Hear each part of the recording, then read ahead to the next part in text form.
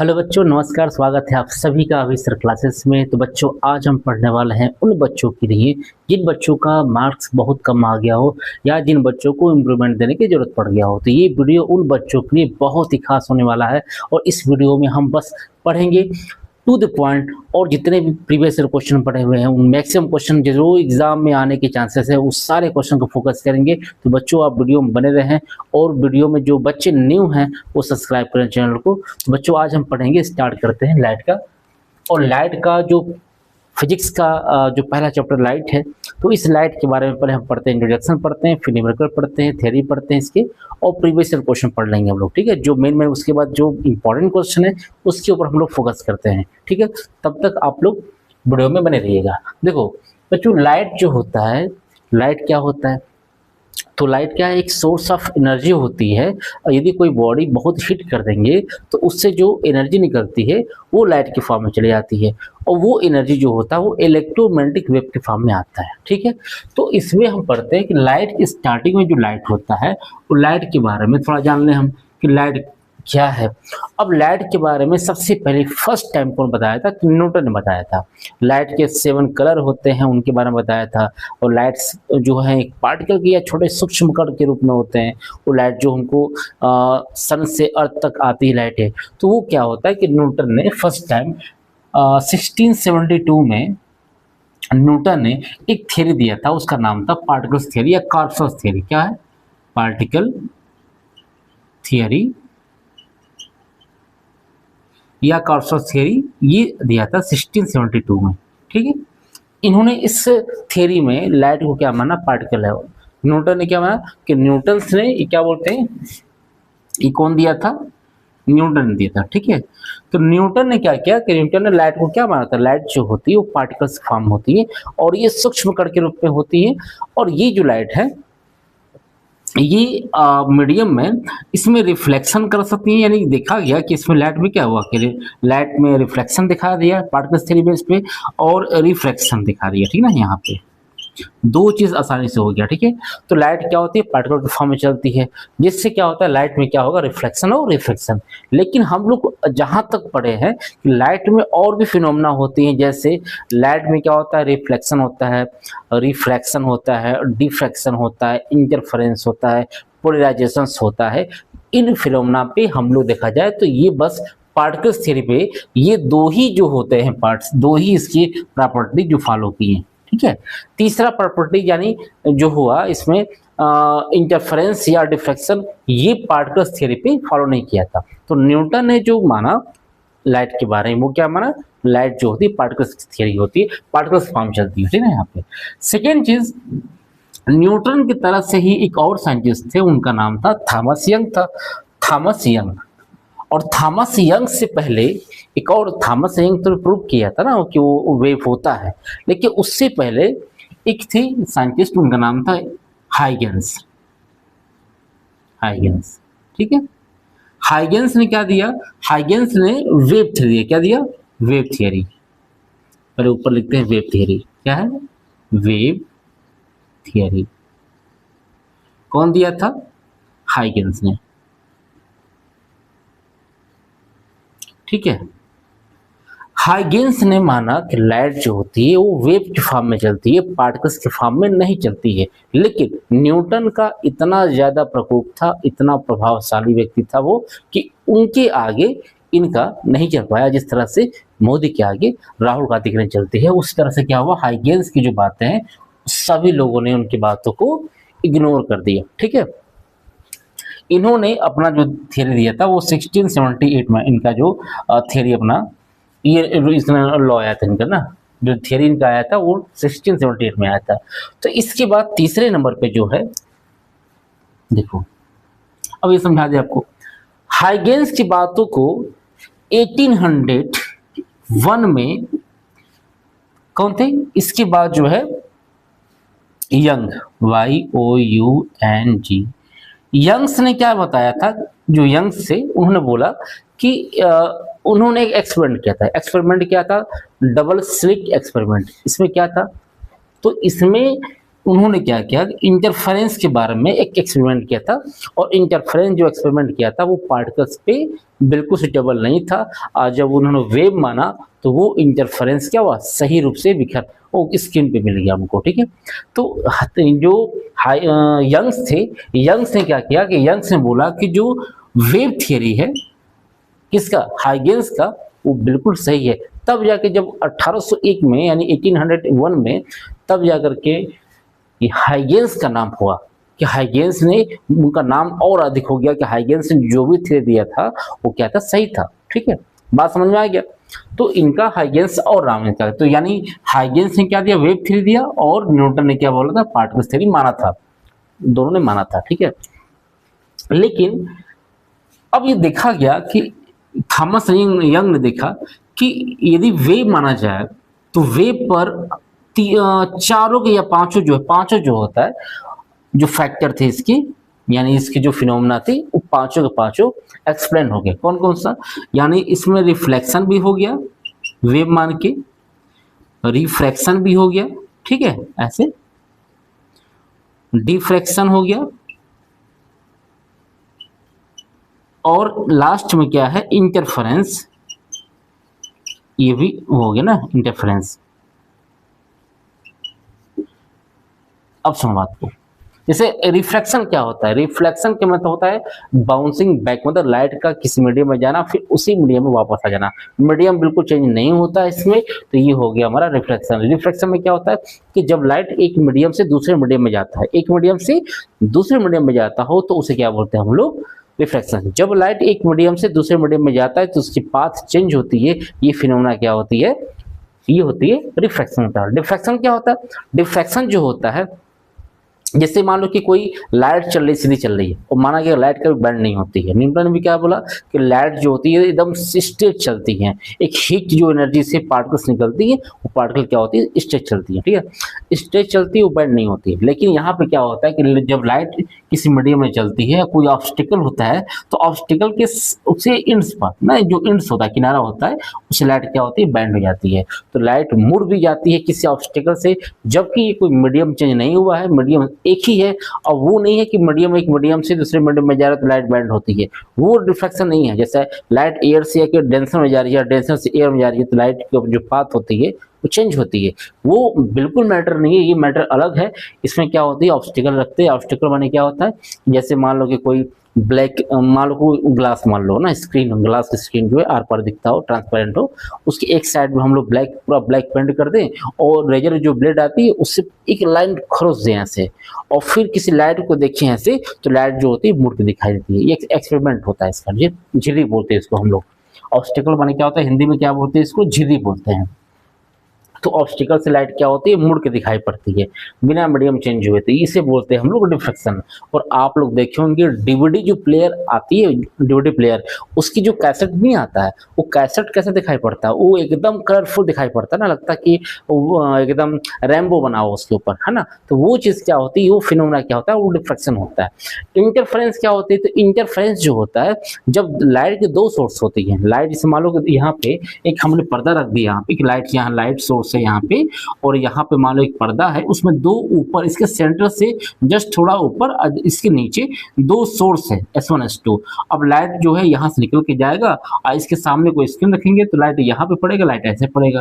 तो जब लाइट यहाँ पड़ता है तो यहाँ पे कहीं डार्क बनता है, कहीं ब्राइट बनता है। एक सर्कुलर फॉर्म में क्या होती है, लाइट का जो रिंग्स ऐसे बन जाती हैं, कहीं कहीं एक पट्टी जो होती है वो डार्क होती है, कहीं ब्राइट फिर डार्क फिर ब्राइट, ऐसे पट्टी बनती है, उसे क्या बोलते हैं हम लोग, उसको बोलते हैं इंटरफेरेंस कहते हैं। जैसे मान लो कि जो केरोसिन ऑयल होता है या मिट्टी के तेल जिसको बोलते हैं हम लोग, मिट्टी के तेल को यदि हम जमीन पे गिराते हैं ऐसे, या पानी के ऊपर गिरा दे, तो सन की लाइट में एकदम रंगीन चमकता है। या फिर जो शैम्पू का जो घोल आता है ना, फेम आता है, फेम, तो उस शैम्पू का जो फेम या घोल होता है, उसको नहीं देखे बच्चे जो स्केच से ऐसे या कोई पाइप से ऐसे फुलाते हैं, बबल की तरह फूलता है, तो बबल्स बड़ा बनता है, बबल बनता है, एयर बबल बनता है, तो वो पूरी लगता है कि अर्थ की तरह नारंगी दिखता है, पूरा कलरफुल दिखता है। तो जो फिनोमेना होती है उसे बोलते हैं हम लोग इंटरफेरेंस कहते हैं, ठीक है। तो ये जो चारों, और इसके बाद एक होता है पोलराइजेशन होता है, क्या होता है, पोलराइजेशन। ठीक है। तो ये जो चीजें हैं, पांचों के पांचों जो फिनोमेना है वो सारे फिनोमेना वेव पर एकदम सटीक बैठ गया, ठीक है, लेकिन पार्टिकल्स पे बिल्कुल बैठा नहीं। तो इसीलिए क्या हो गया कि न्यूटन को बोला गया स्टार्टिंग में कि न्यूटन के जो वेव पार्टिकल्स थ्योरी है वो फ्लॉप हो गया, गलत हो गया, ठीक है। और हाइगेंस को लेकर लोग चले, इनकी बातों को लेकर मानना शुरू कर दिया, ठीक है ना। और एक और चीज ये भी कहा गया कि यदि किसी लाइट को किसी मीडियम में चल किसी एक जगह से दूसरे स्थान पे आना है तो उसके बीच में क्या होना चाहिए, मीडियम होना चाहिए। लेकिन बात वहां पे दिक्कत हुआ, बोला गया कि सन और अर्थ के बीच में कोई मीडियम नहीं है, एकदम वैक्यूम है, तो फिर लाइट कैसे आता है। थोड़ी सी वहां गलती हुई है इनसे, उन्होंने क्या माना, मीडियम मान लिया। क्योंकि लाइट्स ये होता है कि लाइट जो होती है मीडियम में चलती है, यानी लाइट को लॉन्गिट्यूडनल माना था, ट्रांसवर्स वेव होती है लाइट, लेकिन लाइट को क्या माना गया है, लॉन्गिट्यूडनल मान के बात किया गया। दोनों लोग बात माने हैं, जो न्यूटन ने भी और हाइगेंस ने भी, ठीक है, दोनों ने क्या माना है, लाइट क्या है, लॉन्गिट्यूडनल है। तो हाइगेंस ने क्या किया, थोड़ा सा इनका डिसएडवांटेज भी है इनका, कि उन्होंने क्या माना था कि उसको लाइट को लॉन्गिट्यूडनल वे मान दिया, और मीडियम जब उसके लिए क्या होता है, लॉन्गिट्यूडनल के लिए मीडियम चाहिए, है ना। अनुप्रस्थ तरंग होता है, अनुदैर्घ्य होता है, तो अनुदैर्घ्य के लिए क्या चाहिए, मीडियम चीज जो साउंड होता है उस साउंड की तरह से माना। तो बोला कि सन और अर्थ के बीच में ईथर भरा हुआ है, जो ईथर बहुत ही क्या एक हल्के पदार्थ होता है, जिसमें ईथर वाला पूरे हमारे यूनिवर्स में ईथर है, और ईथर के माध्यम से लाइट जो होती है वो वेव के फॉर्म में आती है अर्थ के सरफेस पे, ठीक है। ये हो गया। न्यूटन के बाद हाइगेंस, हाइगेंस के बाद एक बहुत ही अच्छे साइंटिस्ट हैं, उनका नाम है आइंस्टीन, ठीक है। आइंस्टीन ने, देखो एक मिनट को, ठीक है, तो आइंस्टाइन ने एक फोटो इलेक्ट्रिक इफेक्ट का डिस्कवर किया, ठीक है। उन्होंने एक एक्सपेरिमेंट किया था जो 1905 में एक्सपेरिमेंट किया था, और 1921 में इस फिनोमेना के लिए इनको नोबेल प्राइज दिया गया। तो नोबेल प्राइज फिजिक्स के ब्रांच में मिलने वाला पहला आइंस्टीन को है, जो किसके लिए मिला था, वो फोटो इलेक्ट्रिक इफेक्ट। ये क्या होता है कि when light is incident on the metal surface then certainly a free electrons emitted on the surface. मतलब कि जब कोई लाइट किसी मेटल पे पड़ता है तो मेटल पे पड़ता ही लाइट्स का पड़ना और उस मेटल से इलेक्ट्रॉन्स का निकलना, दोनों में कोई टाइम गैपिंग नहीं होता है। तो इस फिनोमेना को क्या बोलते हैं कि इलेक्ट्रॉन्स का बाहर निकलना ही फोटो इलेक्ट्रिक इफेक्ट, या इसको बोलते हैं प्रकाश वैद्युत प्रभाव कहते हैं इसको, ठीक है। तो आइंस्टीन ने क्या किया कि आइंस्टीन ने न्यूटन के इस फिनोमेना पे ही बात किया। तो पहले तो उन्होंने क्या किया कि पहले उन्होंने वेव माना था, ठीक है। न्यूटन ने क्या माना, पहले वेव माना। न्यूटन ने बोला कि जो वेव मान के उन्होंने क्या किया था, इसका एक्सपेरिमेंट करता, एक्सपेरिमेंट सफल नहीं हुआ। फिर वेव के बाद क्या माना गया, पार्टिकल माना। आज जो पार्टिकल मान के किया तो वहाँ वेव इनके जो एक्सपेरिमेंट है वो सफल हो गया। तो आइंस्टीन ने लास्ट में कहा कि जो लाइट होती है वो पार्टिकल है, वेव नहीं है। ये बहुत रोचा था पहले से ही, पर न्यूटन आया, न्यूटन ने बोला कि पार्टिकल्स है। न्यूटन के बाद हाइगेंस आए, हाइगेंस के बाद कोई नहीं सुना। हाइगेंस के बाद जब थॉमस यंग आ गया तो यंग ने बोला कि नहीं, ये जो है क्या है, वेव है, ये पार्टिकल नहीं है। फिर उसके बाद वेव चलता रहा, चलते चलते फिर अब 100 साल के बाद जो है आइंस्टीन ने बोला कि नहीं, वेव नहीं है, ये पार्टिकल है। तो काफ़ी लफड़ा था कि कौन वेव है कि पार्टिकल, चलता रहा ऐसे। लेकिन बाद में जो हुआ, जो इसको अब ये पार्टिकल्स पे देखो, यहाँ पे और भी चीज़ें हैं। जैसे मान लो कि इनकी बेसिस पे रमन इफेक्ट है, क्वांटम इफेक्ट है, रमन इफेक्ट है, फोटो इलेक्ट्रिक इफेक्ट है। तो ये मैक्स प्लांक का क्वांटम थ्योरी पे ये सब बनाया गया, दिया गया, ठीक है। यहाँ पे तो जो है लास्ट में जो है मैक्सवेल आए, मैक्सवेल ने बोला कि जो लाइट होती है वो पार्टिकल्स भी होती है और लाइट वेव भी होती है। लाइट दोनों काम करता है, इन लाइट डुअल होता है। तो जैसा आप उसके लिए एक्सपेरिमेंट करेंगे, लाइट उससे वैसे ही क्या करेगा, बिहेव करता है। लेकिन लाइट जो अपने नेचर को चेंज कर लेता है उसके एक्सपेरिमेंट के आधार पर, ठीक है। तो लाइट क्या होती है, डुअल होती है। तो नेक्स्ट पढ़ते हैं हम लोग टॉपिक रिफ्लेक्शन ऑफ लाइट। चलिए तो आगे पढ़ते हैं हम लोग। तो इसका पहला हेडिंग है reflection of light. Reflection of light क्या है इसमें, तो ये लाइट का ये डिफिनेशन है, light rays strike a reflecting surface and it is bouncing back into the same medium. देखो जब लाइट किसी मीडियम में जाकर के सेम उसी मीडियम में वापस आता है तो कुछ चेंज नहीं होता है, जैसे ना स्पीड बदलेगा, ना वेवलेंथ बदलेगा, ना फ्रीक्वेंसी बदलेगा, कुछ तीनों में से कोई चेंज नहीं होता है। तो इसमें क्या होता है कि कोई मान लो कि रिफ्लेक्टिंग सरफेस है लाइक मिरर, और ये इस पे लाइट इंसिडेंट हो रहा है और यहाँ पे क्या होगा, रिफ्लेक्ट होगा। तो लाइट जो होती है नॉर्मल से ही हम एंगल मेजरमेंट करते हैं, तो नॉर्मल से लाइट एंगल कितना बना रहा है, आई बना रहा है, और नॉर्मल से जो रिफ्लेक्ट हो रहा है वो एंगल आर बनाता है। तो जो एंगल आई एंगल आर आपस में क्या इक्वल होता है, तो इसके दो लॉ हैं। क्या है, तो फर्स्ट लॉ होता है कि angle of incident is equal to the angle of reflection, ठीक ना, पहला angle I equal to angle R होता है, और दूसरा होता है इसमें the incident ray reflection ray and reflected ray and normal lie in the same plane, यानी द इंसिडेंट रे होगा, रिफ्लेक्टेड रे होगा और नॉर्मल, तीनों एक ही पॉइंट पे या एक ही प्लेन पे लाई करता है। तो ये दो इसके लॉ है। तो आप लोग को क्या करना है कि कुछ इंपॉर्टेंट देखो, आपको डिफरेंशियल कुछ डिफरेंशियल पॉइंट याद करना होगा, और आपको फार्मूला न्यूमेरिकल इतना पढ़ना होगा, प्लस प्रीवियस ईयर क्वेश्चन हम लोग पढ़ लेंगे इसका, ठीक है। आगे तो नेक्स्ट इसमें पढ़ते हैं हम लोग, आगे मिरर के बारे में पढ़ते हैं। चलिए तो अगला इसमें है पॉइंट मिरर पढ़ते हैं हम लोग, क्या पढ़ते हैं हम लोग, मिरर, ठीक है। अब देखो मिरर क्या होता है, दो टाइप्स का होता है, एक होता है प्लेन मिरर, एक होता है प्लेन मिरर, ठीक है, और एक होता है स्फेरिकल मिरर, स्फेरिकल मिरर, ठीक ना। यहाँ पे स्फेरिकल मिरर जो होता है वो दो टाइप्स का होता है, एक होता है कॉनकेव मिरर, ठीक है, और दूसरा होता है कॉन्वेक्स मिरर, ठीक ऐसे। तो कॉनकेव और कॉन्वेक्स, देखो प्लेन मिरर क्या होता है, प्लेन एकदम सीधा ऐसे रहेगा, प्लेन मिरर ये हो गया, प्लेन हो गया।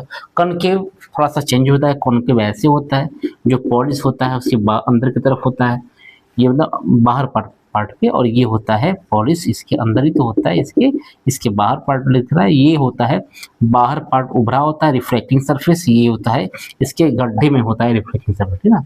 इसका रिफ्लेक्टिंग सरफेस गड्ढे की तरह होता है, यहाँ पे चम्मच की तरह होता है, चम्मच पे दोनों होता है। देखो तो जो प्लेन मिरर होता है इसमें इंपॉर्टेंट क्या है, प्लेन मिरर में जो इमेजेस बनती हैं वो हमेशा वर्चुअल बनती है। कैसे पहचानते हैं, यदि हम अपना चेहरा देखते हैं, अपना चेहरा सीधा दिखाई पड़ता है, इसे मेरा इमेज कैसा दिखाई पड़ रहा हो, सीधा दिखाई पड़ रहा हो, तो याद करना वो इमेज हमेशा वर्चुअल होता है। और यदि कोई इमेज हमारा यानी जो हम अपना फेस देख रहे हैं और वो फेस उल्टा दिखाई पड़ रहा हो, तो वो हमेशा क्या होता है, वो हमेशा क्या होता है, रियल होता है। रियल इमेज हमेशा उल्टा दिखाई पड़ता है, ठीक है। और इरेक्ट जो होता है इमेज, वर्चुअल इमेज हमेशा इरेक्ट दिखाई पड़ता है। इन्वर्टेड जो होता है रियल, और इरेक्ट क्या होता है, वर्चुअल होता है, ठीक है। अब देखो प्लेन मिरर में हमेशा इमेज कैसे दिखाई पड़ता है, तो प्लेन मिरर में इमेज हमेशा जो है वो वर्चुअल दिखाई पड़ता है, क्योंकि सीधा होता है वो। दूसरी बात, तो इससे मेन पॉइंट क्या है, इंपॉर्टेंट क्या है, देखो यहाँ पे फालतू नहीं, इंपॉर्टेंट पढ़ते हैं हम लोग। मेन इंपॉर्टेंट क्या है, क्वेश्चन ऐसे पूछता है कि यदि एक प्लेन मिरर है और प्लेन मिरर में किसी का स्पीड जो है वो 40 किलोमीटर पर आवर दिखाई पड़ रहा है, तो रियल में उसका स्पीड क्या होगा, तो याद करना रियल स्पीड का हमेशा दुगुना स्पीड क्या होता है, दिखाई पड़ता है। इसलिए हमेशा रियल स्पीड उसका आधा हो जाएगा, इमेज जो वर्चुअल इमेज का जो स्पीड है वर्चुअल, उसका आधा क्या होता है, रियल होता है। तो 40 दिखाई पड़ रहा है हमको मिरर में, तो उसका आधा कितना हो गया, 20 हो गया। तो 20 किलोमीटर पर आवर किसी ऑब्जेक्ट या वस्तु का क्या होगा, स्पीड होगा। पहला हो गया इसमें।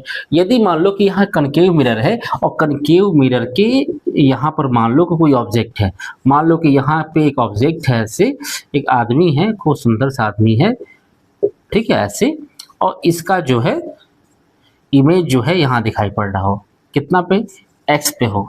तो इसका जो एक्स पे ऑब्जेक्ट है, आदमी खड़ा है, बाल बना रहा है अपना, मान लो ये क्या है, बाल बनाया है नाई के पास, तो इसका इमेज क्या है, उतना ही डिस्टेंस पे पीछे दिखाई पड़ता है, यानी डबल, यानी इमेज u जो x होगा तो v कितना हो गया, 2x हो जाएगा यहाँ पे, ठीक है। v कितना हो जाएगा, 2x,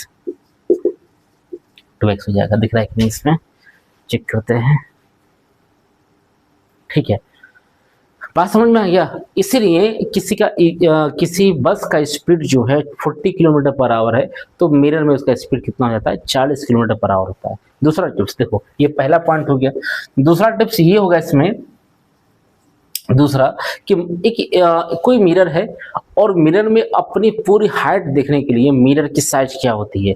तो मान लो कि यदि ऑब्जेक्ट की हाइट x है तो या h है, तो मिरर की हाइट h/2 होता है। यानी किसी भी व्यक्ति का अपने पूरी प्रतिबिंब या इमेज देखने के लिए अपनी हाइट का आधा क्या होना चाहिए, उसका हाइट किसका, मिरर की हाइट होनी चाहिए, प्लेन मिरर का, ठीक है। और तीसरा इंपॉर्टेंट क्या है इसमें, तीसरा जो बहुत इंपॉर्टेंट है, जिसे मान लो कि दो मिरर ऐसे हैं और दोनों प्लेन मिरर हैं और किसी थीटा एंगल पे रखे गए हैं, तो इसे पूछता है कि नंबर, यहां बना दे रहे इसको, देखो तो यहां पर पूछेगा आपसे नंबर ऑफ इमेजेस, क्या होगा इसमें, इमेजेस क्या होगा। तो इसमें क्या होता है कि n की जो वैल्यू होती है वो 360/θ-1 होती है, एक ऑड नंबर की होती है, क्या होती है, ऑड नंबर होता है यहाँ पे। जैसे दो प्लेन मिरर हैं और दो प्लेन मिरर के बीच का जो एंगल है वो 0 डिग्री है, यानी वो पैरेलल है वो, ठीक है। एक प्लेन मिरर है जो क्या है, पैरेलल है, ये ऐसे दिया हुआ है, मान लो सपोज कर लो कि ये मिरर क्या दिया, ऐसे दिया हुआ है, ऐसे 0 डिग्री पे। तो पूछेगा कि how many form number of images, कितने इमेजेस फॉर्म होंगे इसके, देखो यहाँ पे। तो यहाँ n की जो वैल्यू, थीटा कितना होगा, पैरेलल करेंगे थीटा 0 डिग्री होता है, 0 करेंगे तो 360/0 -1 कर देंगे तो 0 को उल्टा क्या होता है, इन्फिनाइट।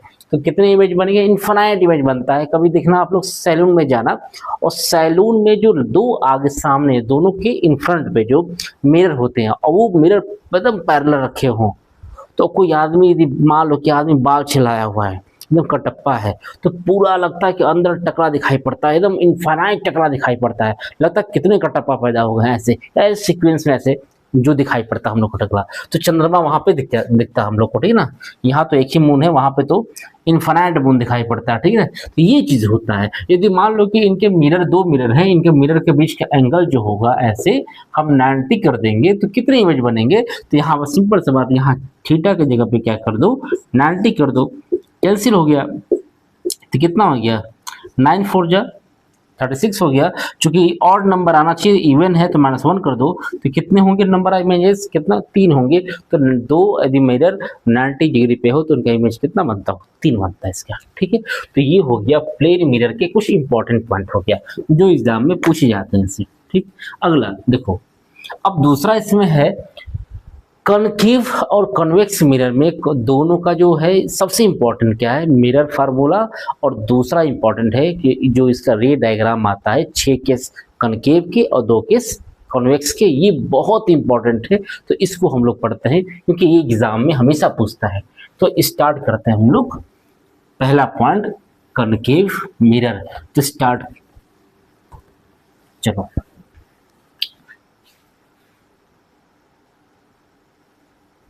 ठीक है। चलो तो हम लोग स्टार्ट करते हैं कनकेव मिरर के बारे में। तो इसमें पढ़ेंगे हम लोग लॉ ऑफ इमेज फॉर्मेशन, ठीक है। यहाँ पे लॉ ऑफ इमेज फॉर्मेशन में क्या होता है कि इसमें हम लोग पढ़ते हैं कि कोई भी लाइट, तो इसका पहला पॉइंट इसमें है, पहला देखो, अगर लाइट, ये प्रिंसिपल क्या बोलते हैं इसको हम लोग, प्रिंसिपल एक्सिस बोलते हैं इसको, ठीक ना। अगर लाइट किसी कनकेव मिरर के पैरेलल या किसी भी मिरर के पैरेलल जाती है, मतलब किसी मिरर मतलब कि कन्वेक्स हो या कनकेव हो, पैरेलल जाती है, तो लाइट जो होती है वो फोकस से जाएगी, यानी जहां से जाएगी वही क्या कराएगा, फोकस होगा। अब फोकस का डबल क्या होता है, सेंटर ऑफ कर्वेचर होगा यहाँ पे, ठीक है। तो सेंटर ऑफ कर्वेचर का जो डिस्टेंस होगा वो होता है आर होता है। यहाँ पे क्या लिखेंगे इसको, यहाँ पे लिखेंगे आर। तो ये जो होगा आर है यहाँ तक, और ये जो होता है एफ कहते हैं इसको, और इसे बोलते हैं हम लोग पोल कहते हैं पी, यहाँ पोल होता है यहाँ पर, ठीक है, यहाँ पे ऐसे। तो पहला क्या है कि जब लाइट किसी, when a light parallel incident parallel to the principal axis after the reflection it is passing through the focus होता है। पहला केस हो गया। दूसरा केस, जब बस इसका जो केस वो एग्जाम में इसका रूल नहीं पूछेगा, उस रूल पे क्वेश्चंस आएंगे जो आपको पूछेंगे, तो याद नहीं करना और समझना है इसको, ठीक है ना। यहाँ पे सी क्या होता है, सेंटर ऑफ कर्वेचर है। एफ क्या, फोकस है। The distance between centre of curvature and poles is called centre of radius of curvature बोलते हैं। ये सेंटर ऑफ कर्वेचर और पोल के बीच का डिस्टेंस क्या बोलते हैं, रेडियस ऑफ कर्वेचर कहते हैं इसमें, ठीक। दूसरा रूल ये कहता है कि यदि कोई लाइट, सेकेंड में कि कोई लाइट, यहाँ लिख रहे हैं, कोई लाइट, ठीक है, फोकस से पास करता है तो रिफ्लेक्शन के बाद वो क्या बन जाता है, पैरेलल बन जाता है। तो लाइट क्या हो जाएगा, ये पैरेलल, यानी यहाँ से क्या हो जाएगा, लाइट पैरेलल निकल जाएगा इसमें, ठीक ना, ऐसे ऐसे एफ, ठीक है। यहाँ पे कोई दिक्कत, तो कोई भी लाइट यदि फोकस से पास करेगा तो क्या होता है, वो पैरेलल, यानी जस्ट इसका उल्टा है, समझो बात को। यदि फोकस से ऐसे देखो पैरेलल होगा तो फोकस से जाएगा ऐसे, और यदि फोकस से जाएगा तो पैरेलल हो जाएगा ऐसे। ये दोनों रूल सेम है। तीसरा रूल ये कहता है इसमें, तीसरा भी बहुत इंपॉर्टेंट है, यहाँ पर देखो कि कोई लाइट यदि सेंटर ऑफ कर्वेचर से पास करता है, ये सेंटर ऑफ क्या है, कर्वेचर, देखो यहाँ पे इस सेंटर ऑफ कर्वेचर सी है और ये एफ है। लाइट यदि सेंटर ऑफ कर्वेचर से पास करता है तो सेंटर ऑफ कर्वेचर का मतलब होता है किसी स्फेरिकल सरफेस का नॉर्मल, और नॉर्मल को ही क्या बोलते हैं, पास कर सेंटर ऑफ कर्वेचर बोलते हैं। तो ये सेंटर ऑफ कर्वेचर से पास करता है, ऐसे लाइट ऐसे जाएगा तो लाइट क्या होगा, उसी मीडियम में उसी पाथ पे वापस मुड़ जाएगा, कहीं भी दाएं बाएं नहीं जाएगा, सीधे उसी पाथ पे क्या हो गया, मुड़ जाएगा, ठीक है। तो इसको बोलते हैं स्ट्राइक हो जाएगा, यानी बाउंसिंग बैक सेम पाथ पे आएगा, यहाँ पे कोई चेंजेस नहीं होगा। ये आपका हो गया ये तीसरा हो गया, ठीक है। और भी होता है, चौथा भी पढ़ सकते हैं इसको, चौथा बहुत कोई विशेष नहीं है, लेकिन चाहो तो आप समझ सकते हैं, इसको कोई दिक्कत नहीं है। चौथे नंबर पे होता है, ये तो तीसरा नंबर, ये क्या है, तीसरा है, और चौथे नंबर पे होता है कि ये लाइट यदि पोल्स टकराएगा, जितने एंगल पे आएगा उतने एंगल पे लाइट क्या होता है, बाहर निकल जाता है, ठीक, समझ में आ रहा बात था। जितने एंगल पे लाइट आएगा उतने एंगल पे लाइट बाहर चल जाएगा, यानी रिफ्लेक्शन जो होगा इसका, रिफ्लेक्शन होगा इसका, वो एंगल दोनों का क्या होगा, सेम होगा, यदि पोल से हो जाता हो तो ये चार इसके लॉ हैं, और इस चार लॉ से हम लोग 6 नियम और पढ़ते हैं जो इमेज फॉर्मेशन के हैं। तो चलिए तो आप केस फर्स्ट आपको बताते हैं, और इससे पहले आपको एक रूल बतलाते हैं, समझाते हैं कि कैसे आपको समझना है इसको। देखो, सपोज कर लो कि कोई मिरर यहाँ पे है, ये मान लो कि एक कनकेव मिरर है, ठीक है। यहाँ पे कनकेव मिरर में यहाँ पे फोकस होगा और यहाँ पे सेंटर ऑफ कर्वेचर होगा। अब इसमें 6 केस कैसे कैसे बनते, समझो बात को।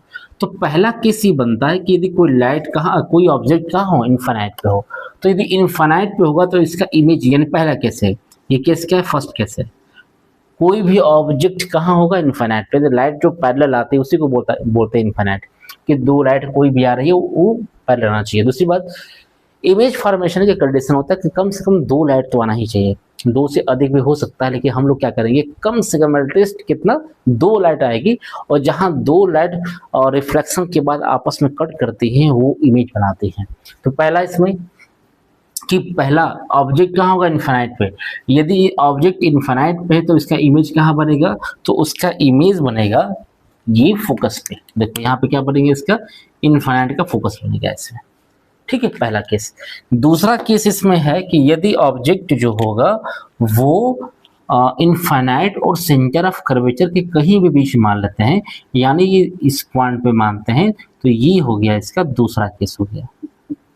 कहाँ होगा ऑब्जेक्ट, इनफाइनाइट और सेंटर के बीच में, यानी beyond the centre of curvature, centre of curvature के बाहर कहीं भी रख दो तो उसका इमेज देखो, जैसे एक कदम आगे बढ़ेगा तो ये भी एक कदम इधर बढ़ेगा, यानी इसका इमेज अब कहाँ बनेगा, सी और एफ के बीच में आएगा। बात समझ में आ गया। अब जैसे कदम आगे बढ़ेगा और जितना आगे बढ़ते जाएंगे ऐसे इमेज जो होता है वो बड़ा बनना शुरू हो जाता है। उसके बाद यदि तीसरे स्टेप में यदि हम आ जाएंगे सेंटर ऑफ कर्वेचर पे, यानी ऑब्जेक्ट कहाँ होगा, सेंटर ऑफ कर्वेचर पे होगा, तो इसका इमेज भी एक कदम और आगे बढ़ेगा, तो ये भी क्या इमेज बनेगा, इसी पे इमेज बनेगा, इमेज यही बनेगा, ऑब्जेक्ट भी यही बनेगा इसका। बात समझ में आ गया, यानी ऑब्जेक्ट होगा तो इसका इमेज यहाँ बनेगा इसका। तीसरा केस में इस सेंटर ऑफ कर्वेचर से हम आगे बढ़ेंगे, यहाँ पे आएंगे, तो ये हो जाएगा चौथा केस। चौथा केस कहाँ पे होंगे, यदि हम C और F के बीच में होंगे तो अब इमेज हमको C से बाहर यानी यहाँ बन जाएगा। याद करना, जहाँ पे ऑब्जेक्ट था इमेज बनेगा, दोनों को एक्सचेंज कर दो। सपोज कर लो कि ऑब्जेक्ट है इनफाइनाइट पे तो इमेज फोकस बनता है, और यदि ऑब्जेक्ट फोकस पे होगा तो इमेज कहाँ बनेगा, इनफाइनाइट पे। दोनों आपस में एक्सचेंज कर लेते हैं, ठीक है। अब देखो, हम लोग पढ़े हैं कि यदि object beyond the centre of curvature होगा तो इमेज क्या होगा, बिटवीन द एफ एंड सी होगा, और यदि ऑब्जेक्ट एफ एंड सी के बीच में होगा तो इमेज कहाँ बनेगा, बियॉन्ड द सी बनेगा, यानी इमेज कहाँ बनेगा, सी के बाहर बनेगा। और यदि हम एफ पर आ जाएं कि यदि एफ पर होगा तो ये लास्ट केस, ये पांचवा केस क्या है, फोकस पे है कोई ऑब्जेक्ट, तो इसका इमेज जब इनफाइनाइट पर था तो इसका इमेज कहाँ बनना था, फोकस पे। अब जब फोकस पे ऑब्जेक्ट होगा तो इनफाइनाइट में बनता है, तो ये पांचवा केस है। छठवां केस बहुत इंपॉर्टेंट है, छठवां केस कई बार पूछा गया एग्जाम में, और छठवां केस ये होता है कि यदि पोल और फोकस के बीच में कोई ऑब्जेक्ट रखा जाए, ये छठवां केस में, तो इसका इमेज क्या होता है, तो याद करना, इसका इमेज हमेशा वर्चुअल बनता है, और वर्चुअल इमेज मिरर के पीछे बनता है और इरेक्ट बनता है हमेशा, ठीक है। तो ये 6 केस हम लोग चलिए पढ़ते हैं। तो पहला केस समझिए कैसे, इसका फॉर्मेशन क्या होता है, ठीक है। देखो,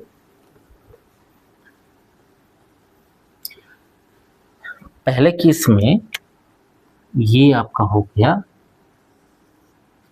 ये कॉन्वेक्स है, सॉरी कॉनकेव है, और कॉनकेव के सामने ये फोकस है, और ये है सेंटर ऑफ कर्वेचर। तो पहला केस क्या है कि when object is placed at an infinity, क्या होगा, इन्फिनिटी होगा। यदि ऑब्जेक्ट को हम इनफाइनाइट पे प्लेस करते हैं तो क्या होगा, देखो, इनफाइनाइट का मीन्स होता है कि वो parallel light becomes the parallel light. देखो, when a light is becomes parallel to the principal axis, then after the reflection it is passing through the focus. It is क्या, पासिंग थ्रू द फोकस होगा यहाँ पे, तो सही से बनाते हैं इसको। यानी ये क्या होगा, लाइट ऐसे आएगा तो जहां से पास करेगा वही क्या होगा, फोकस होगा। ऐसे कहीं से भी लाइट यहाँ से पास करो लाइट, तो ये भी क्या होगा, फोकस से ही पास करेगा। ऐसे कोई भी लाइट, तो पैरेलल लाइट जो होती है वो क्या होती है, फोकस से पास करती है। जहाँ कट करेगा वही क्या बनता है, यहाँ पे रिफ्लेक्शन के बाद 2 लाइटें जहाँ कट करती हैं वो बनता है, हमेशा इमेज बनता है। तो इमेज कहाँ बनेगा, तो इसका इमेज जो होगा वो फोकस में बनेगा यहाँ पे, ठीक है ना, समझ में आ गया।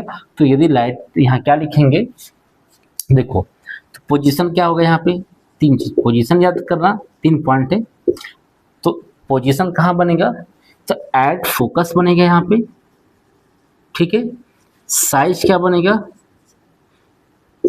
साइज कैसा होगा, तो क्या लिखेंगे, पॉइंट साइज बनेगा, पॉइंट साइज, ठीक है, या डिमिनिश्ड बोल सकते हैं इसको हम लोग। साइज हो गया। नेचर कैसा होगा, तो इसका जो नेचर होगा वो रियल होगा एंड इन्वर्टेड। याद करना, रियल इमेज कैसा होता है, हमेशा इन्वर्टेड होता है। तो रियल होगा, inverted and in front of the mirror होगा, ठीक। तो ये पहला केस है। दूसरा केस पढ़ते हैं हम लोग। देखो, दूसरा केस में क्या करते हैं, ऐसे ये डायग्राम बनाना बहुत इंपॉर्टेंट है, ये आपको सीखना ही पड़ेगा इसको किसी भी कंडीशन पे। देखो, दूसरा केस ये कहता है, यहाँ पे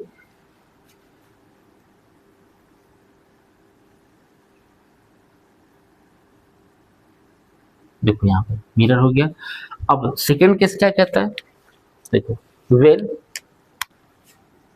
when object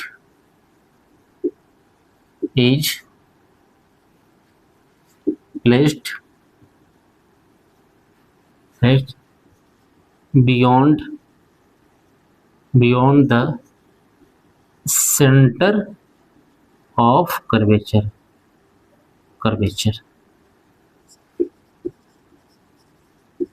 ठीक है।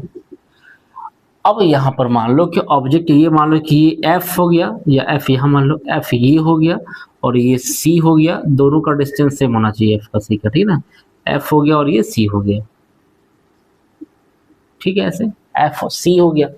अब यहाँ पर जो है मान लो कि ऑब्जेक्ट हम यहाँ पे रखते हैं, यहाँ पे, ठीक है, बाहर रखें इसको।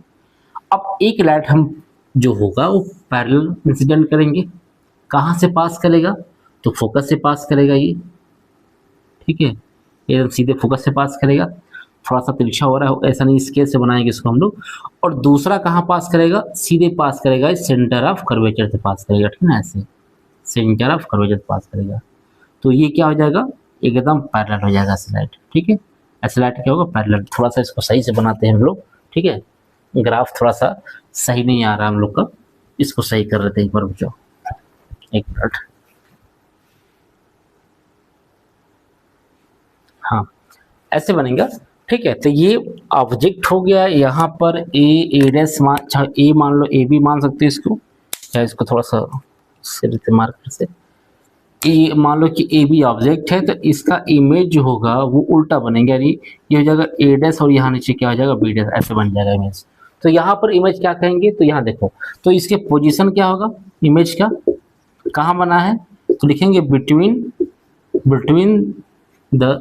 बिटवीन सी एंड एफ होगा। सी और एफ के क्या बनेगा, बीच बनता है, ठीक, पोजीशन हो गया। नेचर क्या लिखेंगे इसका, नेचर मतलब रियल होगा एंड इन्वर्टेड होगा। साइज क्या लिखेंगे इसका, साइज क्या होगा, तो लिखेंगे, अब देखो ऑब्जेक्ट से छोटा बनेगा तो क्या बोलेंगे, small size of the object. बात समझ में आ गया ना, यानी क्या बनेगा, ये स्मॉल साइज बनेगा ऑफ द ऑब्जेक्ट, ठीक है ना। तो क्या बनता है कि when object is placed beyond the center of curvature, image is formed between the C and F, यानी centre of curvature and focus के बीच में प्राप्त होता है हमको C and F, real, inverted and small size of the object होगा, ठीक है। यहाँ पे अब अगला पार्ट पढ़ते हैं हम लोग, तीसरा पॉइंट देखो, तीसरा इसमें है केस 3 में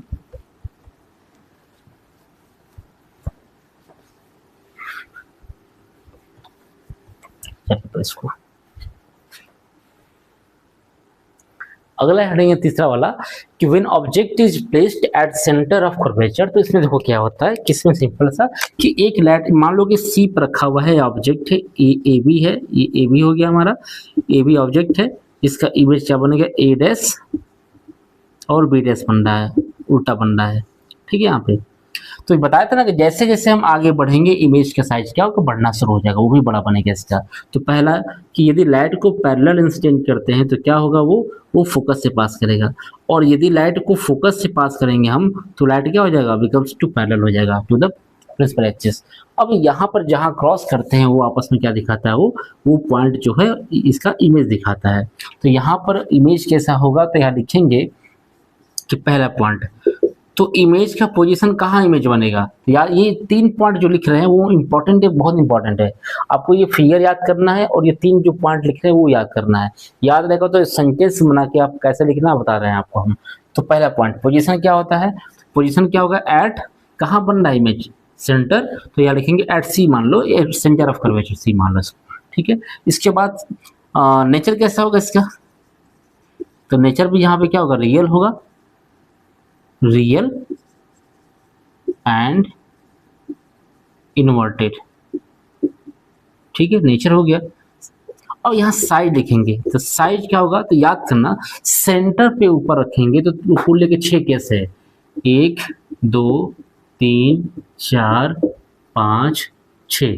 तो इसमें से जो तीसरा केस जो होता है वो सेम साइज का बनता है, क्या होगा, सेम साइज। अब इतना आगे बढ़ेंगे इस साइज क्या होता है, बढ़ना, यानी मान के चलो 6 हटा दो 5 ही जोड़ लो, तो 5 के बीच में साइज जो मिड आता है वो मिड का साइज क्या होता है, जैसे आगे बढ़ेंगे या आगे बढ़ेंगे 1 2 3 4 की तरफ तो ये इमेज बढ़ेगा, इमेज की साइज बड़ा होता है। तो जो तीसरा पार्ट जो होता है यहाँ पे इमेज कैसा बनता है, सेम साइज बनता है यहाँ पे। तो क्या लिखेंगे, same size of the object होगा। ठीक है, समझ में आ गया। तो चलिए केस नंबर 4 हम लोग पढ़ते हैं। अगला देखो, तो इसमें दिया है, इसमें when object is placed between C and F, यानी कि कोई ऑब्जेक्ट सी और एफ के बीच में होगा, यानी सेंटर ऑफ कर्वेचर और फोकस के बीच में कोई ऑब्जेक्ट रखते हैं, यानी ए बी क्या है, ऑब्जेक्ट जो प्लेस्ड है बिटवीन सी एंड एफ है। तो इसका पहला देखो, पहला केस होता है कि एक लाइट जो पैरेलल इंसिडेंट करते हैं और ये सरफेस से पास करता है, इस कहाँ पे टकराता सरफेस से, और ये फोकस होते निकल जाएगा। और दूसरा जो होता है कि यदि कोई लाइट यदि फोकस से जाता है तो बिकम्स टू पैरेलल होगा, टू द प्रिंसिपल एक्सिस होगा। तो यदि पैरेलल हो जाएगा यहाँ पे, और दोनों लाइट जहाँ कट करती है वो क्या बनाता है, इमेज बनाता है। तो इमेज कहाँ बन रहा है, तो बियॉन्ड द सी बनेगा यहाँ पे। बात समझ में आ रहा ना। तो यहाँ लिखेंगे, पहला देखो यहाँ पे होगा। अब यहाँ पढ़ते हैं, इसमें देखो पहला कंडीशन की पोजीशन कहाँ होगा इसका, तो पोजीशन हो जाएगा इसका बियॉन्ड द सी होगा, सेंटर ऑफ कर्वेचर। नेचर कैसा होगा, तो नेचर माने वो नेचर कहाँ बन रहा, अपना नेचर नहीं, नेचर क्या होगा इसका, तो रियल होगा एंड इन्वर्टेड होगा। साइज कैसा होगा, तो साइज में क्या हो जाएगा यहाँ पे, देखो ये अब इससे थोड़ा सा बड़ा होगा, सी से आगे बढ़ेंगे, यानी सेंटर ऑफ कर्वेचर से जैसे आगे बढ़ते हैं तुरंत साइज बढ़ना शुरू होता है। तो यहाँ क्या लिखेंगे, तो लिखेंगे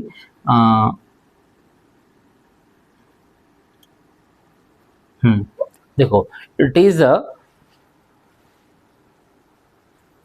साइज मैग्नीफाइड होगा, इसका मैग्नीफाइड मीन्स होता है कि उस ऑब्जेक्ट से थोड़ा सा बड़ा होगा यहाँ पर। ठीक है, अगला देखो तीसरा, अब केस 5 पढ़ते हैं हम लोग, ठीक ना, कि यदि ऑब्जेक्ट कहाँ प्लेस करेंगे, फोकस के ऊपर, तो क्या बनेगा, देखो अगला है when object is placed at focus. यदि हम बताए थे कि यदि कोई ऑब्जेक्ट इनफाइनाइट पे होगा तो कहाँ बनता है, इमेज फोकस पे, और यदि फोकस पे आ जाएगा तो फिर वापस कहाँ हो जाएगा, इसका इनफाइनाइट बन जाएगा इसमें। तो इनफाइनाइट का मतलब होता है कि कोई दो लाइट क्या हो, पैरेलल हो, इंटरसेक्ट नहीं करती हो।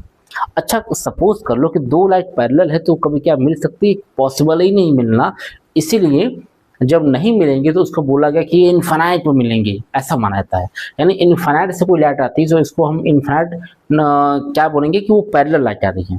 तो इनफाइनाइट ना बोल के उसको पैरेलल लाइट बोल दो, ऐसे सिंपल सा, क्योंकि पैरेलल लाइट कभी इंटरसेक्ट करबे नहीं करेगा, जब जो कभी नहीं करेगा उसको इनफाइनाइट मान लेते हैं हम लोग। तो यहाँ क्या करेंगे कि एक लाइट जो होगा वो पैरेलल इंसिडेंट करेंगे ऐसे, ठीक है, तो कहाँ जाएगा, तो सिस्टम सीधे फोकस होकर जाएगा ऐसे। ठीक है, दूसरा जो होता है एक सेंटर से डाल दो, ऐसे सेंटर से ऐसे डालेंगे तो बाउंसिंग बैक हो जाएगा, सेम आएगा ऐसे। तो ये भी क्या होगा, एकदम पैरेलल मिलेगा इसका, ठीक है ना, ये क्या होगा, ऐसे पैरेलल जाएगा। ठीक है, थोड़ा सा हाँ ऐसे, तो दोनों क्या हो जाएंगे, इनफाइनाइट ऐसे। ठीक है ना, तो क्या होगा, ये इनफाइनाइट पे होगा तो क्या क्या लिखेंगे हम, तो इसका तो पोजीशन क्या होगा, तो पोजीशन लिखेंगे एट एंड इन्फिनिटी। ठीक है, और नेचर कैसा होगा इसका, तो नेचर तो अच्छा ही है, क्या होगा, नेचर कैसा होगा, रियल होगा and inverted, real and inverted, ठीक ना। और साइज कैसा होगा इसका, तो साइज लिखेंगे हम कि हाईली मैग्नीफाइड, ये होता है। ठीक है, और अंतिम केस पढ़ते हैं, लास्ट केस। देखो लास्ट केस है कि when object is placed between focus and pole, focus और ये पोल आपका है, ठीक है ना, ये पोल है और फोकस के बीच में हमने क्या किया, इसको रखा है। अब इसका एक इमेज देखो, यहां से हम चाहें तो पोल से भी ड्रॉ कर सकते हैं, कोई दिक्कत नहीं है, और चाहो तो सेंटर ऑफ कर्वेचर से भी। देखो सेंटर ऑफ कर्वेचर में लाइट जाएगा ऐसे, फिर वापस ऐसे बाउंस से बैक हो जाएगा, ठीक है ना, ऐसे। तो हम ये कहेंगे कि लाइट देखो यहाँ से ऑब्जेक्ट ए बी है यहाँ पर, और जिसका इमेज ए डैश और बी डैश बनता है यहाँ पे, ऐसे मान लो। तो ए बी है, एक लाइट डालेंगे पैरेलल और एक लाइट डालेंगे सेंटर से जाएगा ऐसे। अब जब सेंटर से देखो पैरेलल जाएगा तो फोकस हो जाएगा ऐसे, और सेंटर से जाएगा तो सेंटर से ही वापस ना आएगा। अब दो लाइट ऐसे को ऐसे लाइट देखो, ऐसे लाइट आ रही है, ऐसे नीचे की तरफ जा रही है, ऐसे ऐसे नीचे की तरफ जा रही है, तो वापस कहीं ना कहीं वर्चुअली मिलेंगे वो। तो लाइट तो इधर कहीं मिल नहीं पाएंगी, लाइट तो ऐसे ही वापस ऐसे फैलते हुए जा रही है लाइट। तो ये माना जाता है कि लाइट कहीं ना कहीं पीछे किसी पॉइंट पे मिल के आएंगी, ठीक है ना। तो जहाँ किसी पॉइंट पे मिलेंगी एक वर्चुअल इमेज बनता है, जो कैसा होता है, वो हमेशा इरेक्ट होता है। तो क्या लिखेंगे यहाँ पर, तो पहला कंडीशन पोजीशन क्या होगा, इमेज का क्या होगा, पोजीशन। तो लिखेंगे बिहाइंड द मिरर, ठीक है। क्या होगा, मिरर के पीछे बनेगा। दूसरा केस क्या होगा इसका, साइज कैसा होगा इसका, या नेचर कैसा होगा, नेचर। तो नेचर इसका हो जाएगा वर्चुअल, वर्चुअल एंड इरेक्ट, मतलब आभासी और सीधा होगा। वर्चुअल मीन्स क्या होता है, आभासी। इमेज जो होता है दो टाइप्स का होता है, एक होता है रियल इमेज, एक वर्चुअल इमेज होता है। जो रियल इमेज होता है वो स्क्रीन पर हम प्राप्त कर सकते हैं, इसको पर्दे पर प्राप्त कर सकते हैं इसको। जैसे सिनेमा हॉल जो हम लोग देखने जाते हैं, मान लो हम लोग कभी मूवी धुरंधर 2 देखने गए, तो धुरंधर 2 मूवी कहाँ पे आ रहा है, स्क्रीन पे देख रहे हैं हम लोग हॉल में। तो ये क्या है, वो रियल इमेज बनता है। और जिसका स्क्रीन पे इमेज नहीं बन पाता, जैसे वो मोबाइल हो गया हमारा स्क्रीन, तो मोबाइल जो जो देखते हैं हम लोग, वो चीज़ वो क्या है, वर्चुअल इमेज बनता है, ठीक है। तो रियल होगा और इरेक्ट। इरेक्ट हमेशा याद करना, रियल इमेज जो होता है उल्टा होता है, वर्चुअल इमेज हमें इमेज जो होता है वो सीधा होता है। इसलिए कहते हैं कि सच कड़वा होता है और झूठ बड़ा मीठा लगता है। इस तरह से ही होता है कि रियल उल्टा होता है और वर्चुअल क्या होता है, सीधा होता है, एकदम जस्ट। और साइज क्या होगा, तो साइज होगा इसका मैग्नीफाइड। ये क्या होगा, मैग्नीफाइड, ठीक है, ये हो जाएगा इसका। अब अगला चलते हैं हम लोग, देखिए अब हम पढ़ते हैं image formation of convex mirror में क्या है। तो दो ही केसेस में पढ़ना है, और ये क्या है, when object is placed at an infinity, यदि कोई ऑब्जेक्ट कहाँ हो, इन्फिनाइट पे हो, तो इन्फिनाइट पे कोई भी लाइट चलेगी तो कहाँ हो जाएगी, वो सीधे पैरेलल जाती है ऐसे। तो लाइट ऐसे जाएगी पैरेलल आएगी, और कहाँ जाएगी, फोकस से। तो फोकस से तो यहाँ ऐसे निकलेगी, क्योंकि मिरर ये आपका कन्वेक्स है, तो कन्वेक्स बाहर निकल गया, लाइट कहीं मिला नहीं। तो देखो रूल ये कहता है कि यदि कोई लाइट इंसिडेंट के बाद प्रिंसिपल एक्सिस को कट करता है तो रियल बनता है, और कोई प्रिंसिपल एक्सिस को कट नहीं करेगा तो वर्चुअल बनेगा। और वर्चुअल कहाँ मिलेगा, पीछे मिलेगा, मिरर के पीछे। तो फोकस से जाएगा, क्योंकि पैरेलल लाइट कहाँ से जाएगा, फोकस से जाएगा। तो जो इसका इमेज बनेगा वो कहाँ से बनेगा, फोकस बनेगा, ठीक है। यहाँ पे इमेज कहाँ बन रहा है, फोकस बनेगा। तो क्या लिखेंगे यहाँ पे, पोजीशन क्या होगा, एट फोकस, ठीक है। दूसरा नेचर, वर्चुअल, ये हमेशा वर्चुअली बनता है, ठीक है। साइज क्या होगा, पॉइंट साइज, ऐसे, ठीक है, ये चीज होगा ऐसे। नेक्स्ट पॉइंट देखो, यहाँ चलते हैं। दूसरा केस ये, इसमें ये सेकेंड केस है, दो ही केसेस में, कि when object is placed at any point between infinite and P. आप इन्फिनिटिव और पोल के बीच में कोई भी पॉइंट मान लो, ये पोल है और इन्फिनाइट, यहाँ पर इसके बीच कहीं पॉइंट मान लेंगे तो उसका इमेज केवल एक ही बनता है, वो फोकस और पोल के बीच बनता है। कैसा बनेगा, फोकस और पोल के बीच बनेगा, ठीक है। यहाँ पे कोई दिक्कत, तो क्या बनेगा यहाँ, इसका भी क्या होगा, तो यहाँ पर देखो, यहाँ का क्या बनेगा, वर्चुअल बनेगा और इरेक्ट बनेगा, और small size of the object बनेगा। याद करना हमेशा स्मॉल साइज बनता है, लिख दे रहे हैं यहाँ पे। पोजीशन क्या होगा इसका, तो पोजीशन होगा between F and P, focus और पोल के बीच में। साइज कैसा होगा, तो small size of the object, ठीक है। और दूसरा है इसका नेचर कैसा होगा, तो नेचर तो फिक्स है, इसका नेचर क्या है, वर्चुअल होगा, वर्चुअल एंड इरेक्ट फिक्स, ठीक ना, यहाँ तक हो जाएगा। अब आगे हम लोग पढ़ेंगे इसके बाद।